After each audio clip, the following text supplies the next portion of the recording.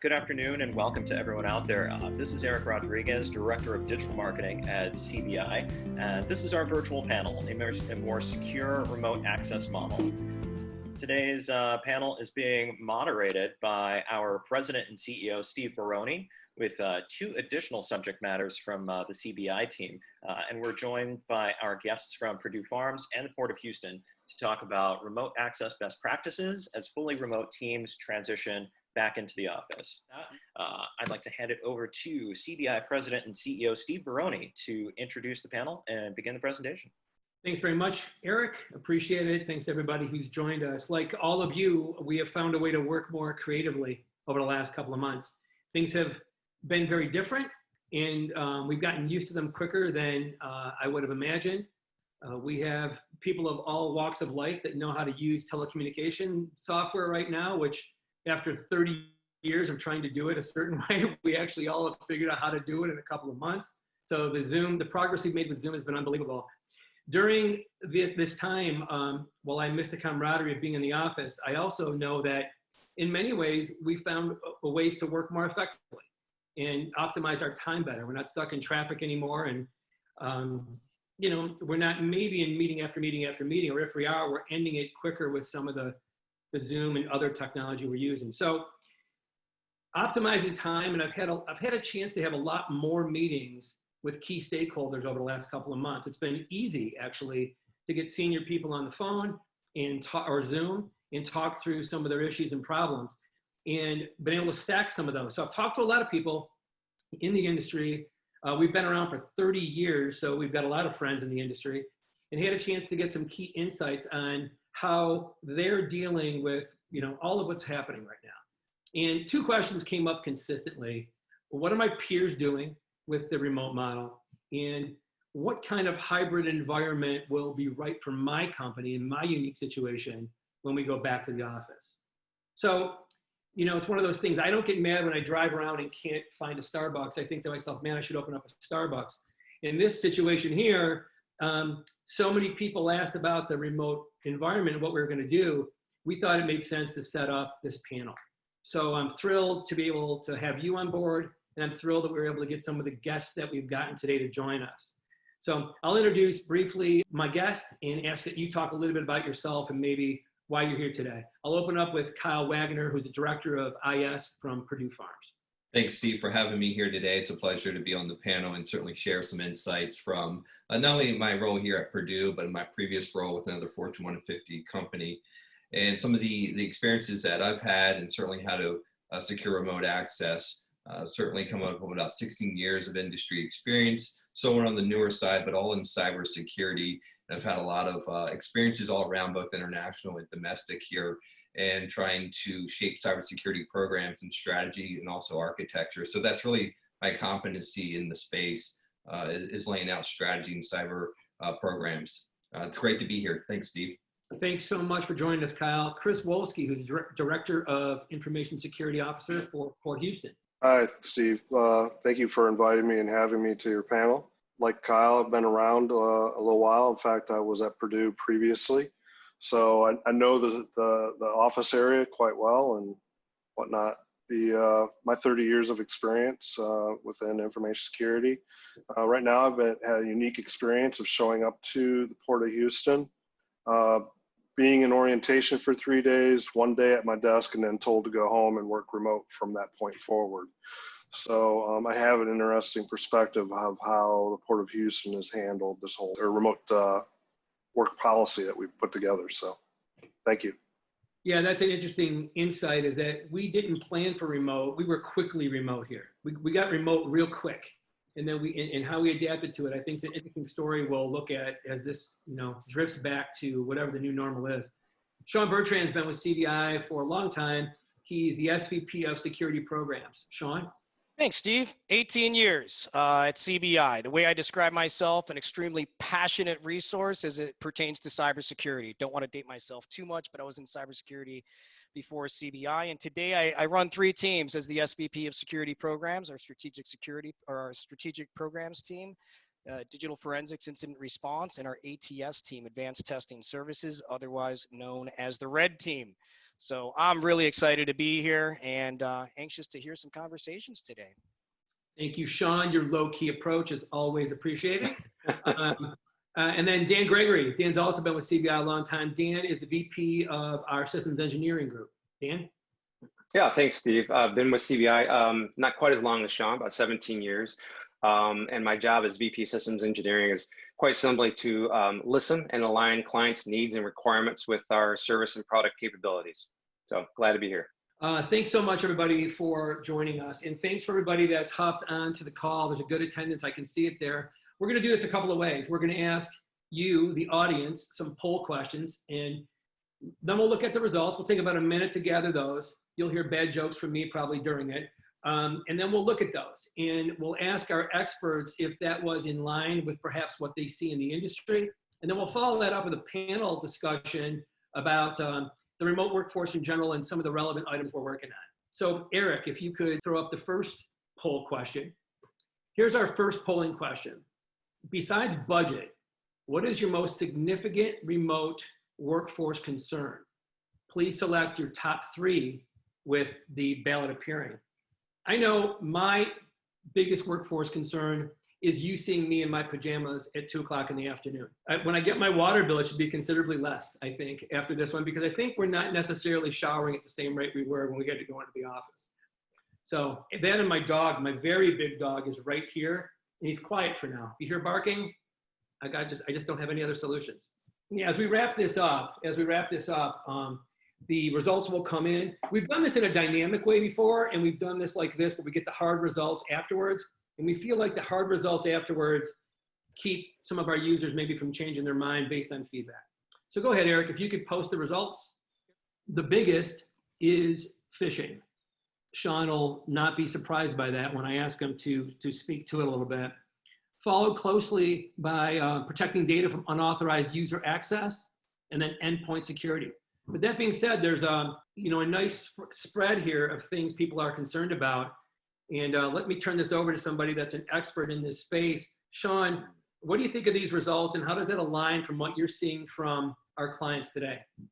Yeah, it aligns very well. It correlates to absolutely what we're seeing in the field and hearing from our customers. I actually wrote down those top 3 as areas that we wanted to focus in on. Let's take endpoint security as an example.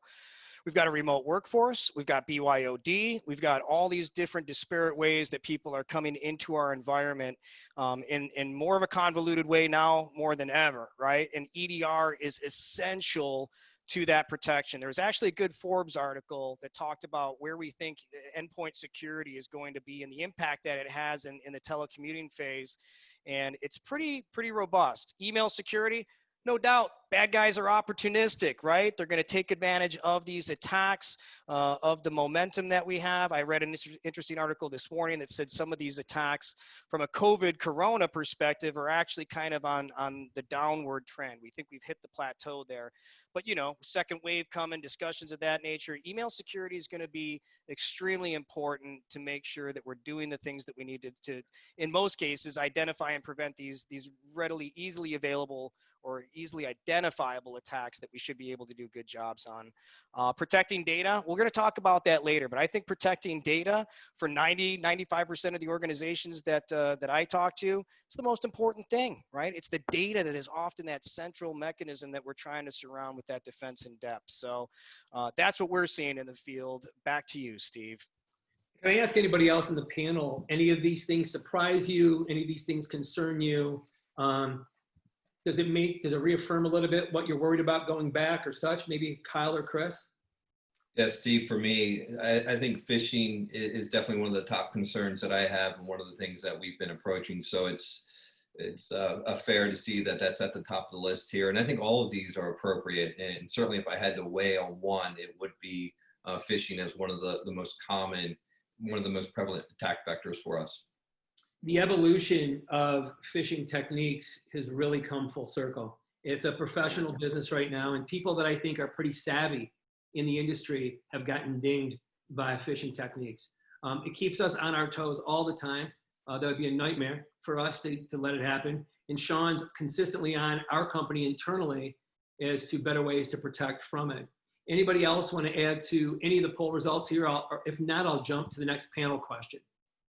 I think the protecting data from unauthorized user access is kind of key, because a lot of times, organizations, they have that central data center. A lot of the data is stored centrally there. Now we have a remote workforce where we have that data now spread out to, not only corporate laptops, but also in some cases with companies that had to jump real quick to go remote, personal laptops with that data now on it. So those are things that it doesn't surprise me, is seeing protecting data in there.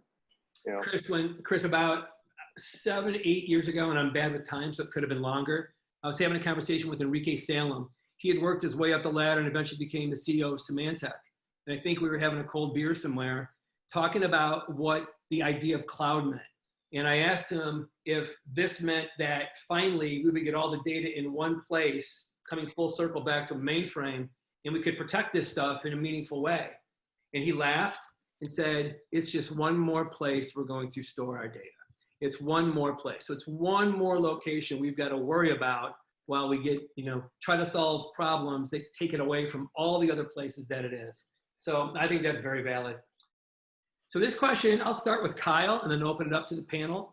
Describe the challenges you're going to face with bringing back your corporate workforce. And again, this is different for every company. Purdue Farms is going to do it different than Port Houston, and they're going to do it different than a lot of others. But you've got a corporate workforce, you got the manufacturing workers. What challenges are you most worried about? Yeah, Steve, thanks. Great question. And actually, what you just mentioned something with the CEO of Symantec, when you mentioned cloud was one more place to store data.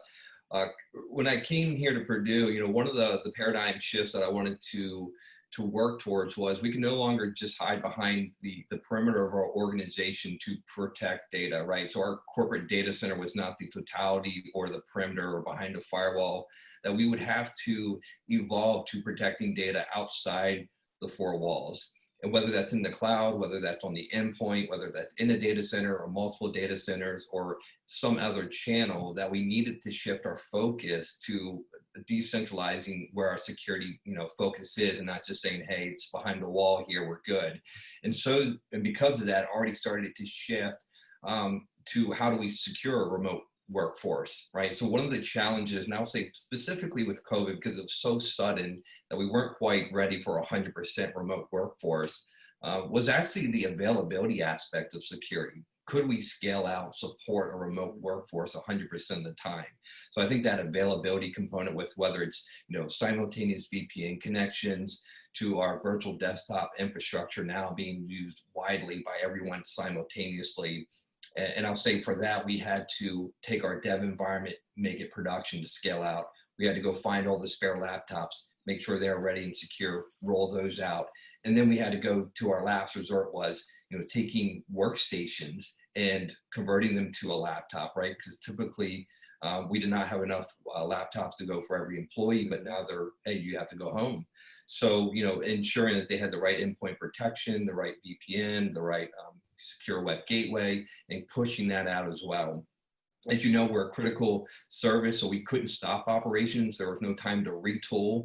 We couldn't shut down the plants. I mean, we had to keep food going through the factory. So we always had plant workers on site with our corporate and admin workers working remotely. So we kind of had two different workforces simultaneously. And I think once we passed that availability, we had to get into the kind of the integrity. Well, how are we going to securely access? And fortunately, we are already started MFA as a project. So that was one of the biggest concerns, both from phishing compromise to secure access to our VPN. What are you going to do there? So that was another aspect that we were looking at. And lastly, before I give my last statement here on this is data protection. How were we going to enable DLP when everything was so network-based and centralized to now decentralized? So how would we actually detect anomalies or data leaving the organization when they're no longer in the organization, kind of quote to say. So data loss, the integrity of our secure access, and of course the availability of our system. So all of those challenges were exacerbated simultaneously. And then when we say returning back to the office, that's actually to me the lesser concern, because we already know that we can do this at scale 100%. And I actually don't want to change that model. I want to be ready at any time, whether behind our four walls or outside remotely. And I would say it's going to be a balance continuously from now on of a distributed workforce. So I don't think that's, whether people come into the office or not, the security for me doesn't change, because the paradigm is always going to be ubiquitous kind of remote workforce for us. You made so many good points in there. We've talked about the idea of a decentralized distributed network forever. And it had been as complex as it sounded. And now because we were forced into this, we had to react in this enormous way. In all of the capacity planning we put into place, meaning most of our clients, the ideology behind it changed. The capacity, thoughts, processes, and workflow were different. So we were overstacked in one area and nowhere near in another. And that was a unique conversation, bringing vendors and clients together. Vendors had helped them plan. And now the vendors were being asked to come back in and capacity plan in a different way. And what does this mean to my licensing? And what does this mean to my hardware and such? So it's one of those things. We've thought about it for a very long time. We were forced into it. And like all good things, the term paper gets written eventually and turned in the morning. And we kind of did that. We were forced to the table. Panel, any other feedback on this subject? Yeah, I've got one just general thought is, I think those companies or organizations that were poised already and had a roadmap for adoption of the cloud, they got forced into a little bit here. So haste makes waste. And so I'm wondering what those clients or those organizations are doing to plan for the cloud, because this really did force us into the work from anywhere mode. And we're seeing cloud obviously as being that transit or that network now that everybody's being forced into using. So it's interesting. Your comment on that, Kyle, about the remote scalability versus the traditional scalability is what triggered that. So that's just an interesting thought there. Yeah, for sure. Okay, thanks very much. Lots of great feedback on panel question one. Audience, we're going to ask you another question here. Where have you seen the biggest threats to secure remote access? We'll pop up the menu, let you choose from the 6 options on there. Email security and phishing, social media, web, Wi-Fi, mobile, or insider threats. Boy, when you have some more time in front of the computer, I played in social media pretty heavy there for a while, and I play a whole lot less today. You can only take so much, and you're in front of the computer between Zoom meetings. I'd rather work off of a notepad and pen all day long and then catch up on my laptop a couple times during the day. That's all changed with this model. And people being able to comment instantly on something you say consistently has made me rethink, my participation on some of the more personal side of social media. That's right, especially in an election year. We'll leave it at that, but especially in an election year. All right, so thanks for your feedback here. Pretty overwhelming that it was email security and phishing again as were the biggest threats to secure your remote access. So I'm going to ask the panel again their thoughts on this. But Chris, let me ask you: any surprises here based on the increase in attacks? What changes would you recommend? Please add some color to this. Sure. For me, it's exactly what I've been seeing. I've been seeing a great increase of phishing activity recently. Some of it's been targeted at industry, but some of it's just generic in nature and taking advantage of, not only the healthcare crisis that we got going on, or the health crisis that we got going on, but also with all the civil unrest. Being in Houston right now, it was one of those issues that, having the name Houston drew a lot more attention to what we got going on. That considers to be one of the biggest threats. Fortunately, most of the things we've been seeing is only typically credential theft. Nothing more than that yet, but that's always the first start, is stealing the username and password and then trying to go elsewhere with it. I agree. We see the same thing. Dan, can I ask for maybe your feedback on this, since I know you know this area pretty well? Yeah, and Chris and Kyle, I'm really interested to hear your feedback on this one. Is with a lot of our clients we're talking to in the field, we're seeing that that's not so much an increase in phishing attacks as much as there is an increase in the themes or the content. Did you witness or see a lot of that switching over from, like, just your general phishing attacks, harvesting of credentials and things of that nature, over to kind of like an overnight switching over to the COVID theme, taking advantage of fear, uncertainty, and doubt? Did you guys see that as well? Was that reflected in the phishing and email attacks you guys were seeing? I seen it. Yeah, I seen it shift over from IRS tax, because we were in the heart of tax season, to COVID. So yeah, that was the big shift for us. I would say one of the things that was interesting, I was expecting a flood of COVID-related phishing attempts, and I didn't see the number that I was expecting in terms of volume. But what we had been seeing just prior to that were some of the tactics had been changing from more sophisticated attachments within attachments, the Outlook spoofing or document download spoofing. Some of the more popular file sharing examples were being targeted heavily, and those appeared to be more effective for the campaigners in that situation. So we were having to respond to that. But as far as COVID specific, I was expecting a lot more, and knock on wood, never had that high threshold come through that hit us. I've heard that a little bit too from other customers. And then one other connection I wanted to make here before we move on is on the web.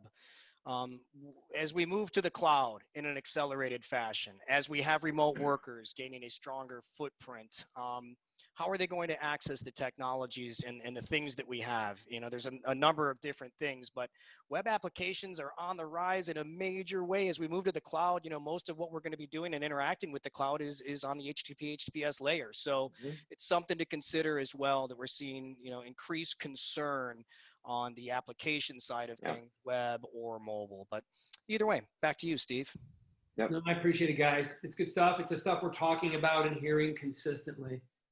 I jumped ahead in the panel question here. I kind of tied the two together, but I still think there's more to talk about here. So we know the remote attacks are increasing.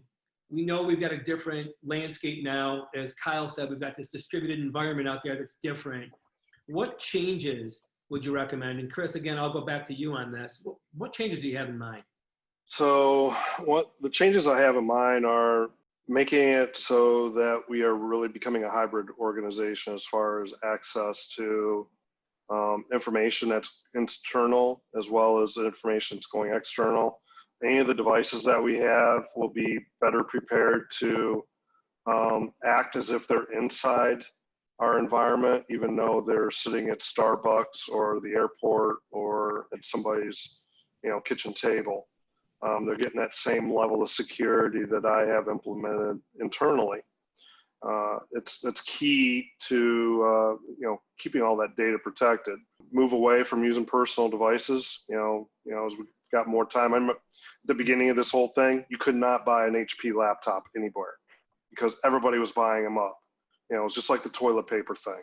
So that's how it was. We had to default to using personal devices or scavenging around the office and getting desktops and sending desktops home with people just so that they could do their job. Yeah. And the funny thing is that a lot of those people really didn't try to do their job because they're like, oh, it's just a temporary thing. I'll be back to work in a couple of weeks. After a month, they're like, crap. And now they're really having to learn how to do that job remotely. Yeah. So making sure that they're all ready from the get-go would be one of the things I would be changing. It's so true. It completely changes the BYOD discussion. So we were in the BYOD discussion. It's been a hot topic for a long time with a lot of people. Super hot topic inside CBI. Mac users versus Windows users. What are we going to do with BYOD? What rights do we have and such? And now with all of this happening, IT's flexing a bigger muscle here and saying, listen, here's my logic now to change the way we go at it. Dan, I know you've got some thoughts on this as well. What changes would you recommend? Yeah, so Steve, over the years, I've seen in my 30 years or so, it's less dependent on the network. We've now moved to the network is everywhere, and now it's less dependence on the device. The device doesn't really mean much. It's just a conduit to get the users from point A to point B. So it's really just boils down to users and data. So what I'm seeing is an increased focus on the mechanisms that securely connect users with the things they need. In this case, we've all agreed it's data. It's all about the data. So browser isolation conversations have really kind of risen up to the top. So it doesn't matter where you're at, what network you're on, and what device you're using, those are all meaningless now. And you can focus on that thing that really means the most, is making sure that secure last step of the chain is secure. So I'm curious what the panel might think about that browser isolation concept in conversation. Have you thought about it? Is it on the roadmap? And how do you see it fitting into this whole process that we're going through?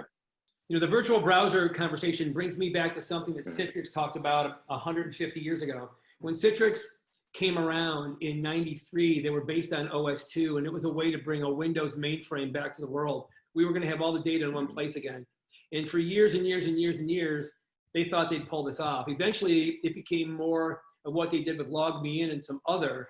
But the idea of virtualizing a browser or isolating a browser has really been around for a long, long time. And the idea of that all happening in a secure environment where it is isolated only makes all the sense in the world as we rely on the browser. You say cloud earlier, but many times that means browser to get there. And what does that mean? Let's jump on to the next one. Eric, if you got our next polling question. How has the pandemic affected your EDR prioritization? Option one is you'd plan to replace your EDR, but had paused. 2, replace it, but accelerated. And 3, there were no plans to replace EDR, but now you're searching for it. Or despite everything that's gone down, you're confident enough that you don't need to replace it at this time. We talk EDR all day. We've been talking about it for so long, and different systems and systems and workflow, and so many of our clients, from the biggest of the big to some of the smaller ones. But I'll be curious to see what you come back with here. Let's look at the results. Overwhelmingly, that there's no plans to replace EDR at this time. Yeah, and so I'm trying to think of a couple of notes on this, but Kyle, what do you think about this? I mean, what is your thoughts on what Purdue is doing for EDR, and thoughts maybe on some of the things you see here?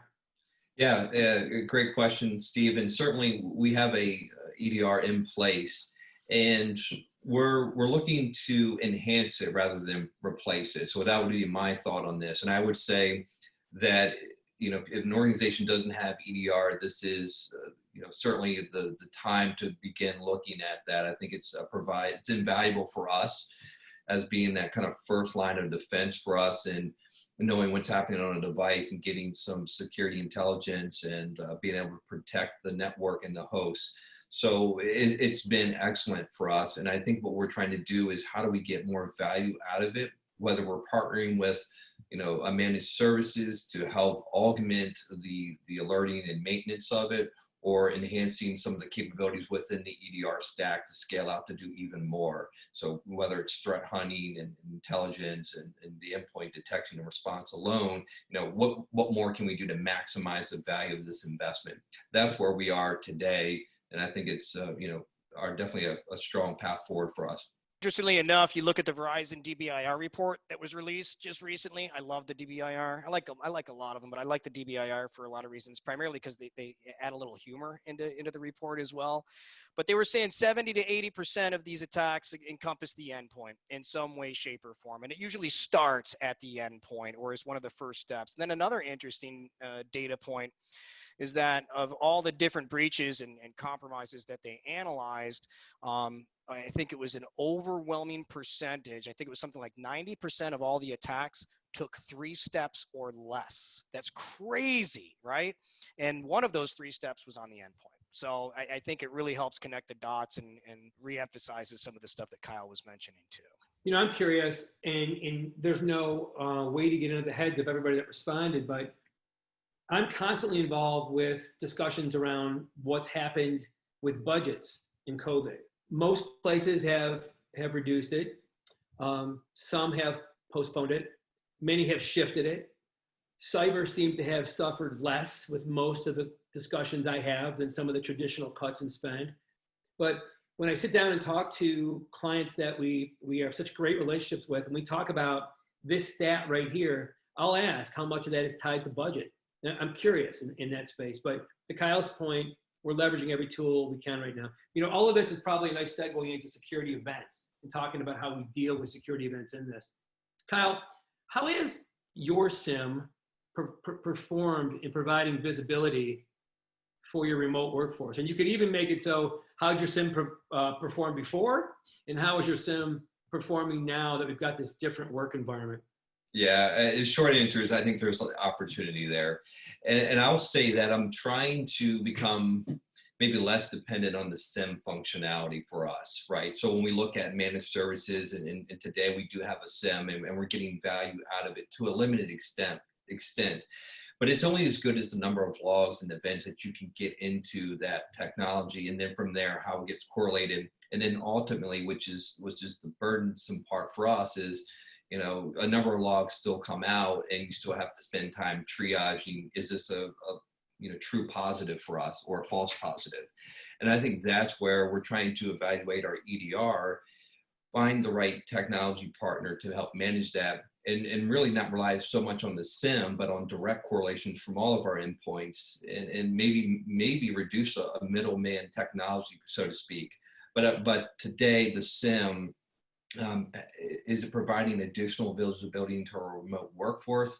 I can't say that it's adding a tremendous amount of value for us, even in that aspect. So just to be candid, I think this is a technology that is not necessarily that I'm trying to enhance. I think we've maximized as much value as we can out of it, and now we're looking to either build on top of it or figure out alternatives for getting the information we need to protect our assets. Yeah, I think you nailed a lot of stuff. And Sean, I was going to ask you, you know a lot about the SIM space. It's a lot about where you spend your time. Maybe your thoughts on this. Man, it takes me back. I remember deploying the first SIM technology that came out from Symantec. It was Symantec Enterprise Security Architecture. CESA is what they called it. Yeah. And it wasn't good. Let me tell you. It wasn't good. It was the first, you could call it alpha at that stage. It wasn't even beta. But I was going out to deploy it at a pretty large pharmaceutical company, and we were beginning to see what it was able to do and what it wasn't able to do. What's interesting to me is 15 years later, we still have some of these challenges, right? It requires a lot of care and feeding. It's not plug and play. To build good alerting rules takes good correlation, centralization. You mentioned it, Kyle, right? You got to collect this data from all these data sources, normalize it, get it into one central feed. Sometimes you can't collect from where you want to get, either from a technology or a site perspective. And to be quite honest, sometimes it's maybe better suited for people who have a more specialized perspective at being able to better mature and operationalize that control. Yeah, I have had probably more SIM discussions than any other technology in the 30 years CBI has been in business. I mean, you talk about early with technologies like that, Sean, but really, ArcSight and QRadar and others have been around for a long, long time. And people have aggregated events for a long, long time. And people have struggled with what to do with those events for a long, long time. I do think Kyle's right. The next generation of things that sit on top of SIM is where it's at. And the ability to make that data actionable is where it's at. We've talked about it for a long, long time. And so not just get the reports clean and neat, which I think we've come light years on with regard to that and being able to drill down, but create an actionable environment that actually shows real-time value with some of the ways we're using SIM. So appreciate it very much on that. Let's roll to our next discussion point. I want to ask Chris this. How have you maintained or improved your vulnerability management program? Really, it's expanding from what was once an internal only vulnerability scan to moving scans to the endpoints themselves. That has allowed me to continue managing and identifying the vulnerabilities in our environment, and then coming up with that remediation plan to fix the issues that we have, especially for those items that we're finding that are, one day were not being exploited in the wild to now are in the wild and being, running like wildfire through the internet.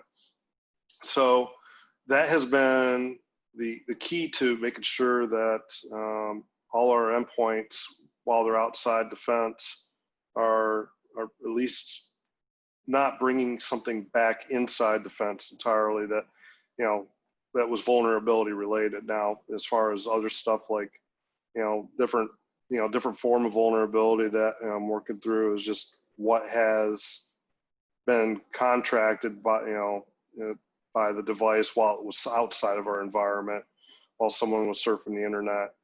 So just like we're doing with sanitization processes for returning to the work environment and a personal, health hygiene level, looking at the health and hygiene of our devices when they come back in, not just from the sanitization of, COVID-19, but what's internal on the hard drives, and making sure they're not bringing something back that will cause issues internally in our own network.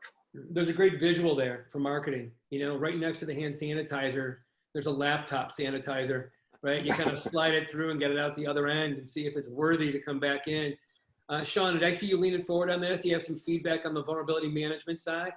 Yeah, I think there's a lot of things. There's more things we need to take into consideration, and Chris just reinforced it, right? There's so much. I think about the ways that our vulnerability management program can address the remote workforce. When I think about most companies I talk to are running O365, and a lot of companies I talk to have no clue about what conditional access is, how we can limit who connects to our environment, and how our vulnerability management program can help tailor and influence those decisions, or areas that we need to look into in a little bit more depth. So, gosh, I agree. I could talk about, we talk about vulnerability management all the time. Dan, do you have something to add?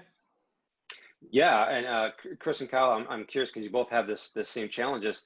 Scanning is tip of the iceberg for vulnerability management, right? In a lot of ways, that's the easy part. Show me where it hurts.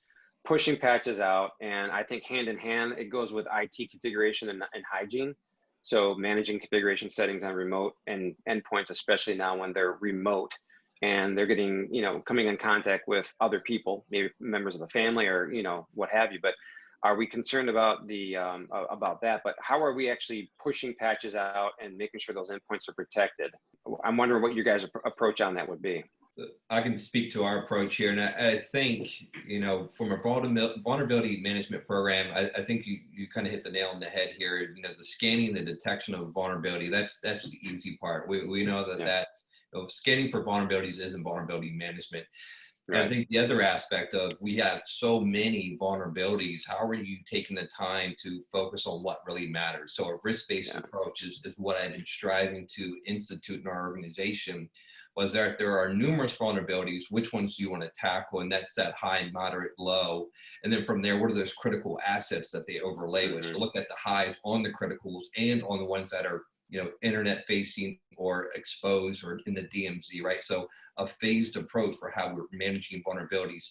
Focus your efforts there on the wins that will help secure the organization the most, versus getting overwhelmed with vulnerabilities just everywhere, because we all know that if you do that, you'll just feel defeated. So I say a very risk-based approach is what I've been striving to meet here. Not just patch everything, but patch the right things the right way for where it makes sense. Great feedback, guys. Appreciate all of that. Eric, you want to move on? We're going to ask our final polling question. How have you addressed the increased usage of corporate data on remote endpoints? So again, this is one of those things we got to. You can bring the poll up, Eric. We've gotten to this throughout the discussion because we're all thinking about it. But this is actually in the form of a formal poll question. How are you addressing all this increased usage of corporate data? We've known this was coming, and again, we were thrown into it. So I'll be curious to see how the polling questions come up and if they line up with all the conversations we're having right now. Truly is all about the data at the end of the day. So you can see here, they already had a DLP solution in place is number one, and they're trusting it. We're considering deployment of DLP agents on our endpoints, 29%. So really close to the first one. Looking for DLP and considering a replacement of our existing. DLP is been around a while, and DLP was considered a technology for a while.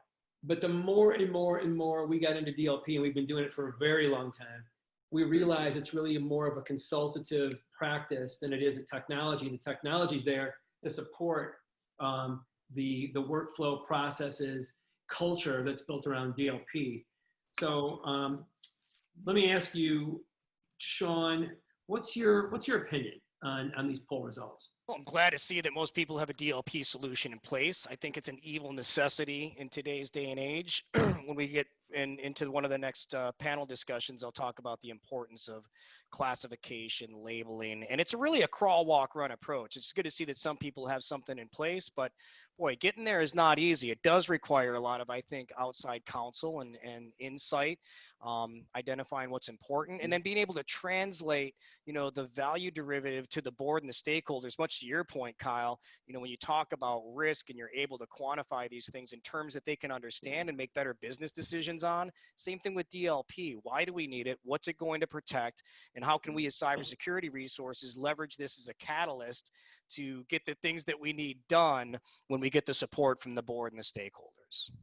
Completely agree. Much like the SIM, make what we find actionable. Let's use DLP with the proper culture and work plan in place, and let's make that actionable so we can see hard benefits off of a DLP rollout. DLP's come a long way, and early on, DLP spent a lot of time as shelfware. It's evolved, but it's only evolved when the mindset around what it can do with a business plan is in place.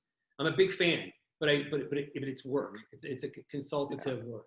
All right, we're gonna roll out our. We're done with poll questions. We have another panel question for you right here. Let's talk about the need to identify, tag, classify. Speaking of DLP, and secure data stored on remote endpoints. Sean, your opinion on that? I would love to take this one because is involved in the red team activities is as much as we are. There's one thing that we see a lot of. It's that we don't have to completely compromise your environment to get the crown jewels. There's so many cases where we'll just gain access to one simple user account, infiltrate into the environment, gravitate to some file shares, or looking for keywords in email inboxes, and we have everything. It was 2-3 weeks ago where we did just that, and one of our customers told us, you don't need privileged access. You have everything. We had password lists for everything, accounting, online banking, everything. Why is that the case? It's because we need to better understand how to protect our data. The way that we do that is by labeling and classifying. I mean, Chris, with his DoD background and everybody else on the call understands that these are fundamentals in the government. They should be fundamentals in our area as well, too. And it's not, again, crawl, walk, run. You don't have to, pull out the kitchen sink here and try this huge Herculean effort boiling the ocean to classify data. Start with what's important to us as the organization, what's detrimental to the viability of our organization, and then work to classify it. I have some companies that will do things just like, secret, confidential, and public. I mean, you can get into all different layers, but first process, you got to classify the data, got to label it, because then you can do what you need to do. You can work at now better understanding. We got to centralize this data here. We need to put defense in depth, encryption, all these different controls and countermeasures onto that. If there's one thing I would love to see more companies do, it's this. That's my opinion. Well, I completely agree. You nailed so many points there that that's great coverage of the overall need to do these. We got final panel question, no more poll questions.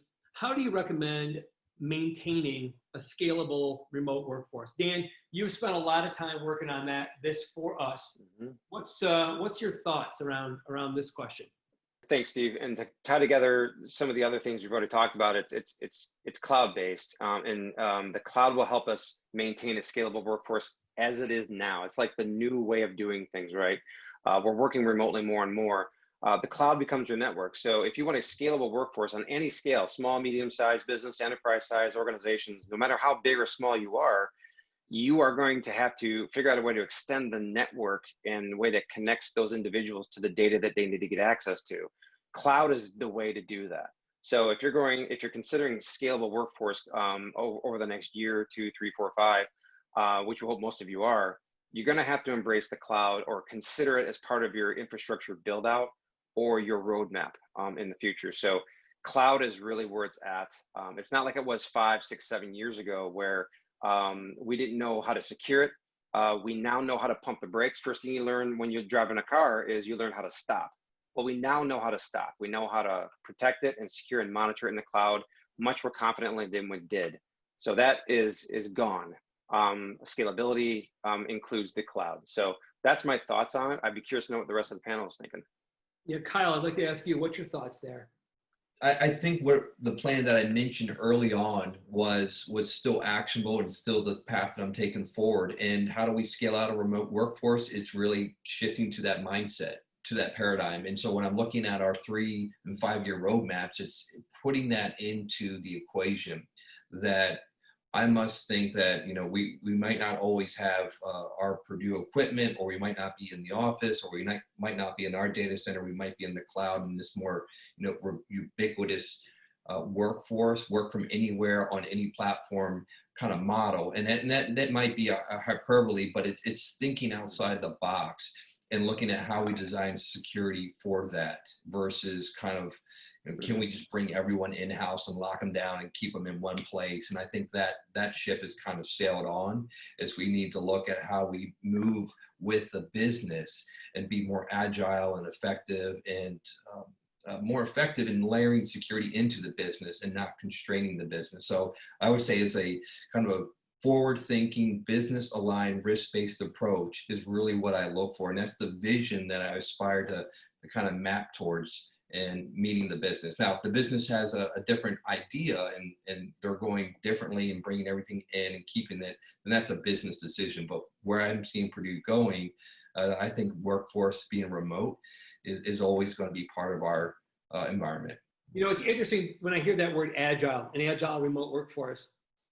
There was a technology called a Shiva Land Rover, was an original remote access box 150 years ago that had a stack of modems off it. It talked about being able to work remotely.